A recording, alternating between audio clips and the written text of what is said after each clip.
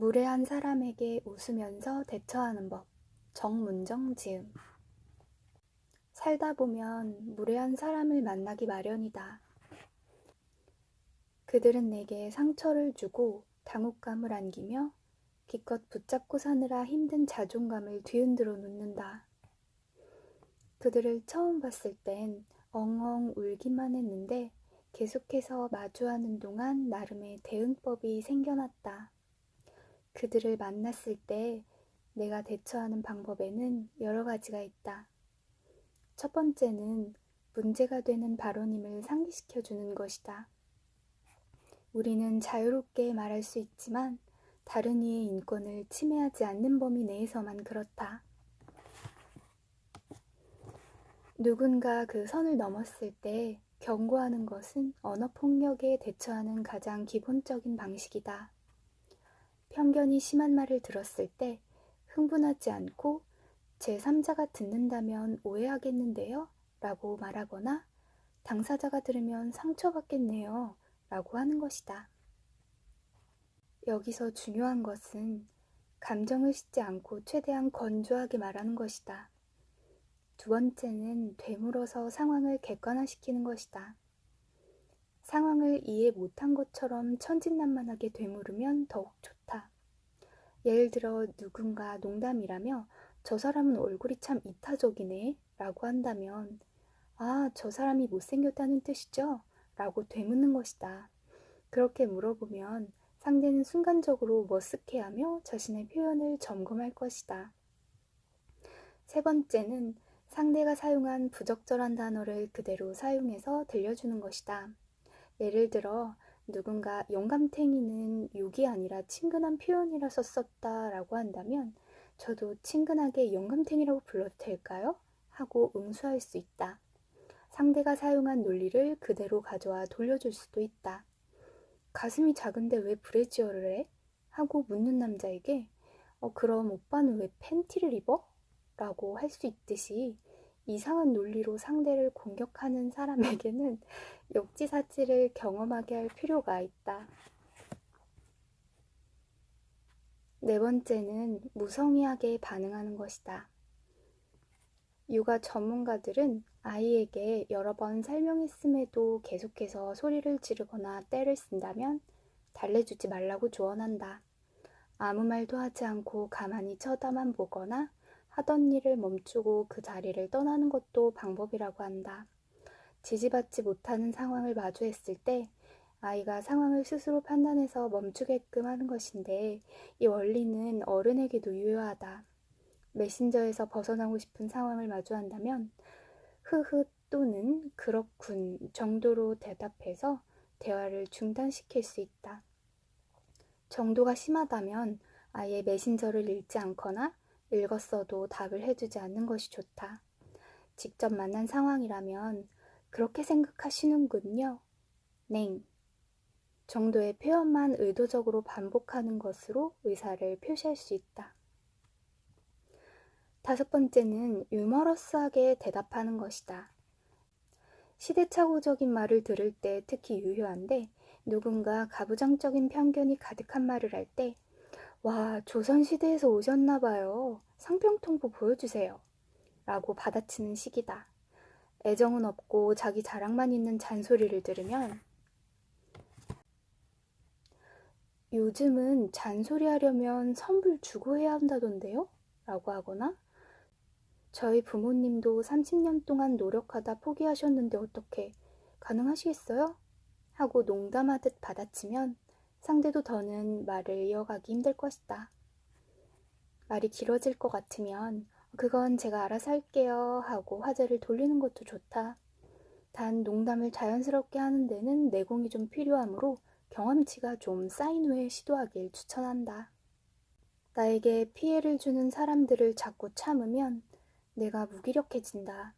무례한 사람을 만난다면 피하는 게 능사가 아니다. 나만의 대처법을 갖춰야 한다. 다들 괜찮다는데 왜 너만 유난 떨어? 하는 사람에게 그 평화는 다른 사람이 참거나 피하면서 생겨난 가짜임을 알려주어야 한다. 인류는 약자가 강자에게 아무리 그래도 이건 아니지 않나? 라고 함으로써 이전 세대와 구별되는 문화를 만들어냈다.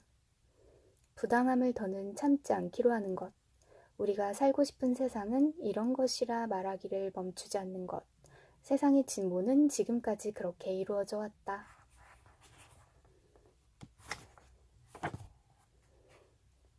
흠집이 아니라 생활기스다. 대학교 1학년이던 4월, 싸이월드 다이어리에 이렇게 썼다. 내 인생의 봄은 끝났다. 고등학교 때부터 만난 남자친구에게 차인 날이었다. 지금 생각하면 실소가 나오지만 그때는 진지했다. 심각한 문제가 있었던 게 아니라 그저 어려서 내 감정을 표현하는 일이 서툴렀고 이성을 대하는 법을 잘 몰랐을 뿐이다. 그건 동갑이던 상대도 마찬가지였다. 그가 특별히 나쁜 사람이었던 건 아니다. 그런데 그가 그만 만나자라고 하는 순간 나는 모든 것이 미워졌다. 내 인생의 봄은 끝났다라고 썼을 때 정말 내 인생의 봄이 끝났던가? 당연히 아니다.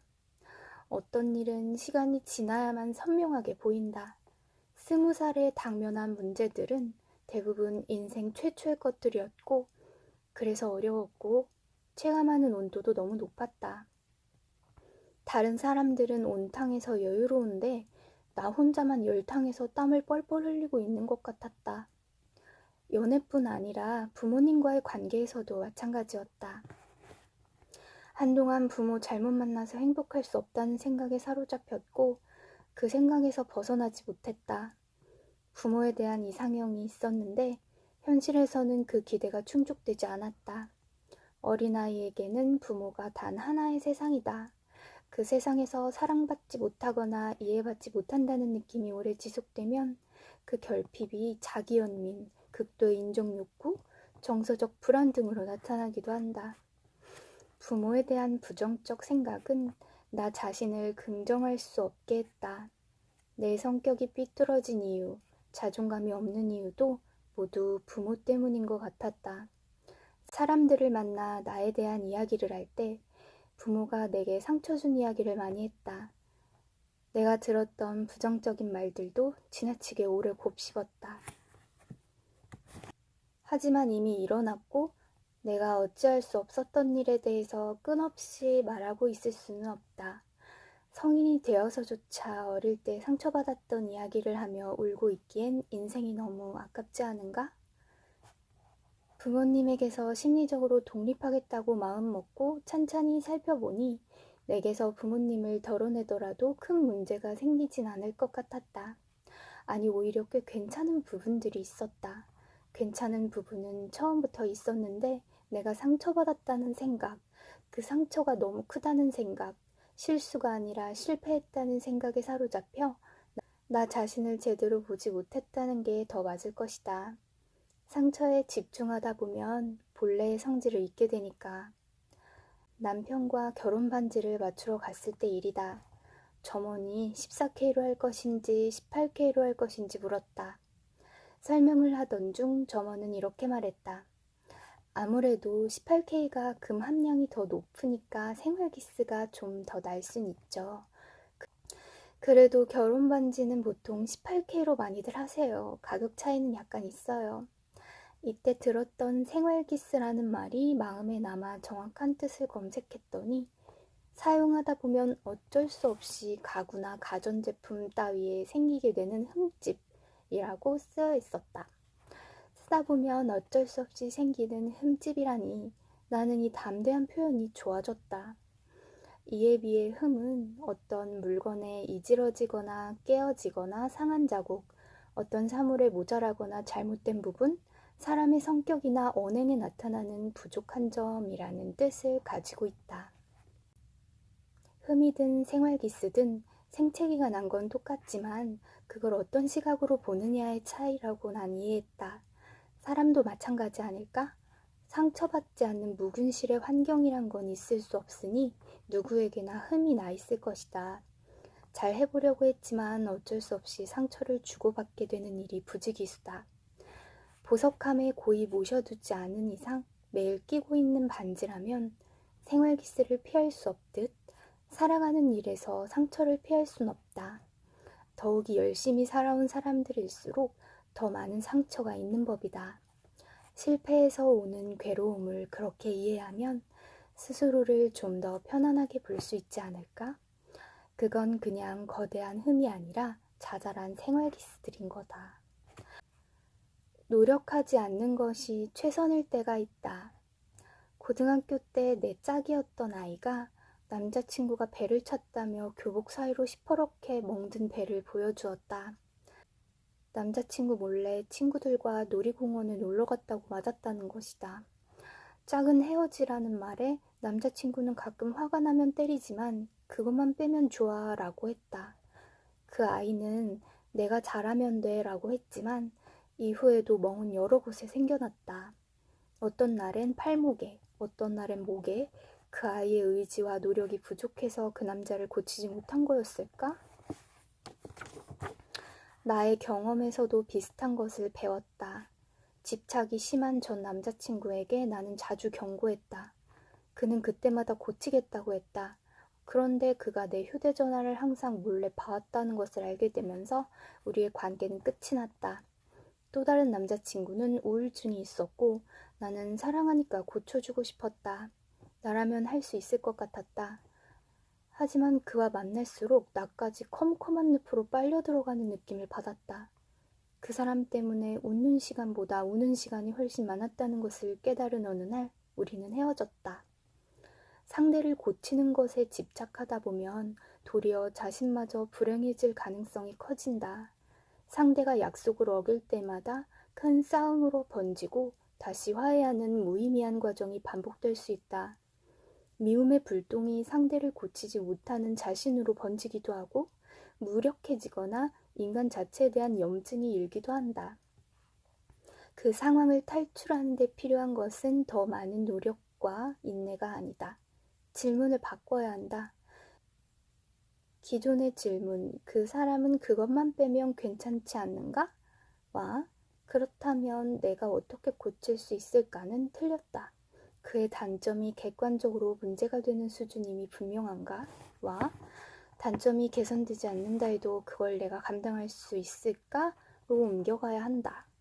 인간은 잘 바뀌지 않는다는 사실을 전제로 한 후 그가 바뀌지 않더라도 내가 그를 감당할 수 있는지 물어야 한다. 판단이 잘 서지 않는다면 일단은 적당한 거리를 둔 후 생각해도 늦지 않다. 어떤 경우에는 노력하지 않는 것이 최선일 때가 있다.